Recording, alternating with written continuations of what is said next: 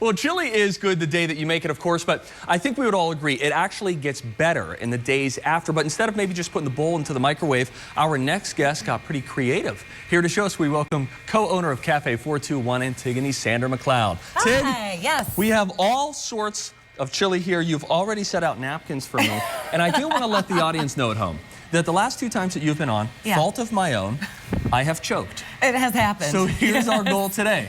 Let's all keep living, all right? Let's do that. No choking today. I like our goals. All right, so first why don't we talk about, before how we can sort of repurpose chili, your main chili recipe. How'd you get all this together? You know, there is chili all over the place. Regionally, everyone kind of has their own specialty. So I wanted to come up with a recipe that is super family friendly, that has a lot of flavor, because I don't like really bland food, and I think a lot of parents, like yourself, right? Like, you like food with flavor, but your kids like it a little tamer. So I came up with this that doesn't have a lot of heat. It's really basic. You can leave it on the stove for hours, and you can eat it for days. Okay, I like the sound of this. Now, there are all these ways to repurpose this.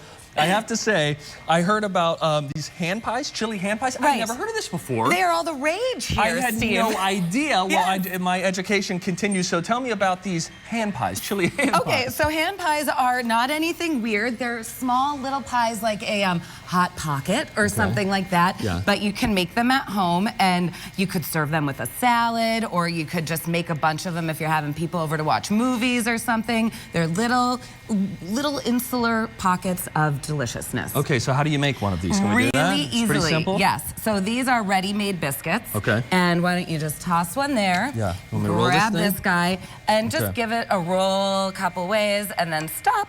And then, that feels pretty good? Flip it around. Exactly, perfect. Yeah, thank you, So then, why don't you throw it on here? Boom. Boom. Okay, we're doing good. Yep, I like to use parchment on the bottom, although the instructions on the tube do not tell you to do that. Oh, you got a little sticking issue, or what's happening? Yes, they would stick to the bottom. They don't come off really easily. Here, you let them cool on the pan after you take them out of the oven.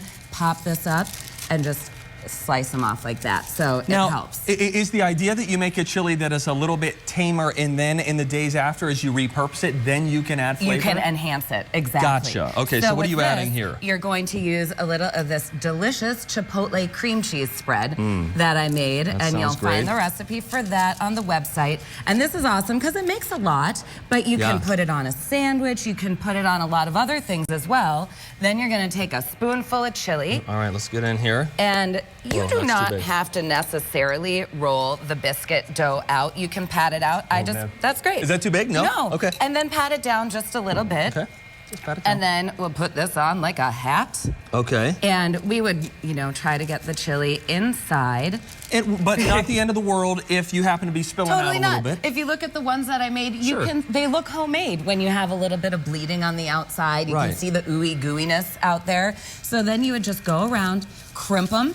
And then you would grab a fork, and we'll just clean it off a little bit, and then pinch them like you see all of those fancy bakers do. And it seals all of the ingredients inside the dough, and then you take a knife and then make those little slats on top so that the air comes out while it's breathing. And there you go. How long are we in the oven with this? 20 minutes-ish. That's easy enough, right? It's really, really simple. Do we get to do this at all? Yep, brush a little egg wash on there, and that'll give it that nice gleam. Okay. And if you don't like Chipotle, for example, like you are feeding these to the kids, that's too spicy, you can just sprinkle a little bit of shredded cheddar on there, or one of those Mexican blend cheeses that you can get at the grocery store. All right, now the next thing we want to talk about, hand pies, also Frito pies. So before living in Minnesota, I lived in New Mexico for a few years. And from the first day that I moved there, everybody talked about Frito pies. I, again, thought, what's really happening here? I think by verbal description, it does not sound appealing. But I know that it has all of the right things to taste really good, so it really what's does. happening? All right, so let me show you. Frito pie is something that growing up in the Midwest, I had never really truly experienced. And then I lived in New York, and I had my first experience at a restaurant called The Cowgirl in the West Village. Oh, sure, that's where it happens. I was like, well, this is pretty cool. So you can slice it on top like you're doing. Oh, what are you gonna do, though? You know those cereal boxes that you can make a bowl out of the cereal box? Oh, I should have done that. You can do it whatever way you want. So there's no rules here.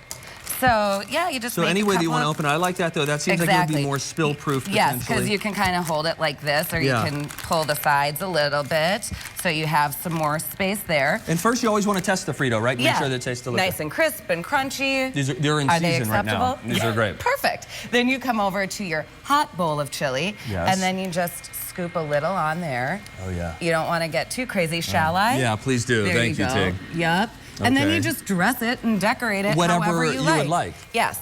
So you can do cheese, we've got green onions, peppers, sour cream, jalapenos.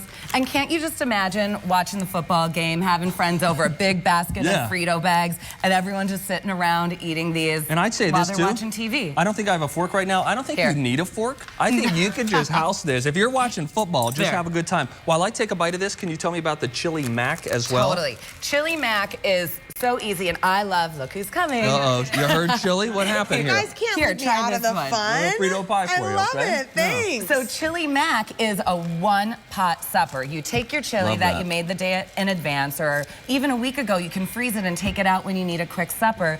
Add some chicken stock to it, and put the dry pasta right in there, and cook it up all at once and serve it. So you've got noodles, and then we finish it with more cheddar cheese and a little sour cream for cheesiness. Let's try a little bit of that. Getting in there? I saw Tig posting some stuff about this. The baby will love it. Real quick about these Frito pies, guys. They're outstanding. So that's the only go way get to some eat Fritos, in my opinion. Right, exactly. For these recipes, go to TwinCitiesLive.com, click on food. And if you're planning a holiday party, maybe, you can book it through Cafe 421 Catering. That would really step up the game, I think. They catered my wedding, and it was quite a party. I recommend it. Outstanding. Good work. I really like that. Thank you. All right.